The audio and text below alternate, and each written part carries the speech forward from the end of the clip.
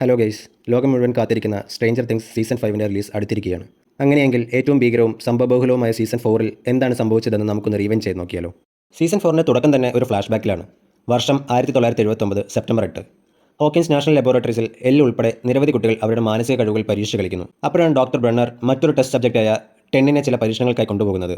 മറ്റുള്ളവരുമായി മാനസികമായി ബന്ധപ്പെടാൻ ബ്രണ്ണർ ടെന്നിനോട് ആവശ്യപ്പെടുന്നു. എന്നാൽ എല്ലാം തകിടം മറിച്ചുകൊണ്ട് 11 അവളുടെ മുറിയിൽ നിന്ന് പുറത്തു ചാടുകയും പുറത്ത് വലിയൊരു കൂട്ടക്കൊല നടത്തുകയും ചെയ്യുന്നു. ചുറ്റും മരിച്ചവരുടെ കൂമ്പാരമാണ്. 11 ഒഴികെ മറ്റ് ടെസ്റ്റ് സബ്ജക്റ്റുകൾ എല്ലാവരും മരിച്ചു. ഇത് 11 ചെയ്തതാണോ അതോ മറ്റെന്തെങ്കിലും രഹസ്യമുണ്ടോ? വലിയൊരു ചോദ്യചിഹ്നം അവിടെയിട്ട് കഥ മുന്നോട്ട് പോകുന്നു. ഇവിടെ നിന്ന് നമ്മൾ നേരെ 1986 മാർച്ച് 21 പ്രസന്റ് സിറ്റുവേഷനിലേക്കാണ് എത്തുന്നത്. സ്പ്രിംഗ് ബ്രേക്ക് തുടങ്ങുകയാണ്. വില്ലും 11-ഉം എല്ലാം ഹോക്കിൻസ് വിട്ട് കാലിഫോർണിയയിലേക്ക് താമസം മാറി. വിൽ മൈക്കിന് എഴുതുന്ന കത്തിലൂടെ 11-ന്റെ ഇപ്പോഴത്തെ അവസ്ഥ നമ്മൾ അറിയുന്നു.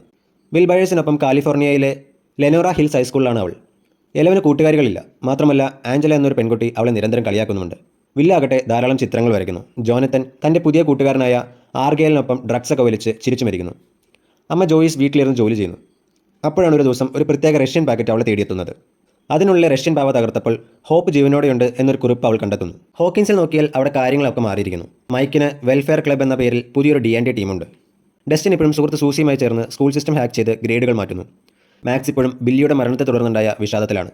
അവളൊരു കൗൺസിലറുമായി സംസാരിക്കുന്നുണ്ട്. ഇതിനിടയിലാണ് ക്രിസ്റ്റി എന്ന പെൺകുട്ടിയെ വളരെ അസ്വസ്ഥയായ നിലയിൽ കാണിക്കുന്നത്. ബാത്റൂമിലിരുന്ന് അവൾ പേടിച്ച് നിലവിളിക്കുന്നു. അവൾ കാട്ടിൽ ഒരു പ്രത്യേകതരം പഴയ ക്ലോക്ക് കാണുന്നു.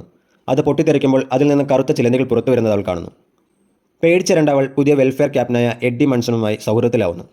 തൻ്റെ പേടി സ്വപ്നങ്ങൾ മാറാൻ എഡ്ഡിയിൽ നിന്ന് അവൾ മയക്കുമരുന്ന് വാങ്ങുന്നു. രാത്രി എഡ്ഡിയുടെ കാറിൽ വെച്ച് ക്രിസ്റ്റിക്ക് വീണ്ടും പേടി സ്വപ്നങ്ങൾ വരുന്നുണ്ട്. ക്ലോക്കിൻ്റെ മണിയടി ശബ്ദങ്ങൾ അവളെ വേട്ടയാടുകയാണ്. അവൾ അപ്സൈഡ് ഡൗണിൻ്റെ ചില ഭാഗങ്ങളും കാണുന്നുണ്ട്. അങ്ങനെ പേടിച്ച് തണുത്തു പറഞ്ഞ ക്രിസ്റ്റിയെ സ്കൂളിൽ വെച്ച് കണ്ട ആ അജ്ഞാത രൂപം പിന്തുടരുകയാണ്. കരയേണ്ട ക്രിസ്റ്റി, നിന്റെ ദുരിതങ്ങൾക്ക് അവസാനമായി എന്ന് പറയുന്ന ആ രൂപം അവളെ സ്പർശിക്കുന്നു. എഡ്ഡിയുടെ മുന്നിൽ വെച്ച് ക്രിസ്റ്റി അന്തരീക്ഷത്തിൽ ഉയരുകയും അവളുടെ കണ്ണുകൾ അകത്തേക്ക് കുഴിഞ്ഞ് ഇംപ്ലോഡ് ചെയ്യുകയും ചെയ്യുന്നു.